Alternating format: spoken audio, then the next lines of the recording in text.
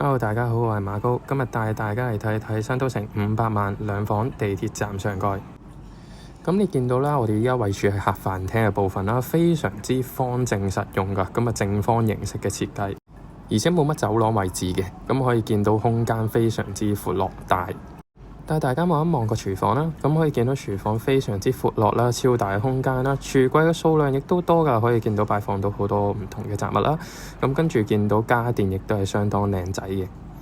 嚟到浴室嘅部分啦，咁可以見到咧空間非常闊落，有窗明廁，咁又跟住企乾式。睡房嘅空間亦都非常之大啊，咁可以見到空間闊落，方方正正，非常實用。尤其是一個超大嘅窗台，唔計落實用面積，伸長手都掂唔到。內園景觀非常開揚，另外一間房亦都係啦，可以見到好方正嘅，咁有對流窗啦，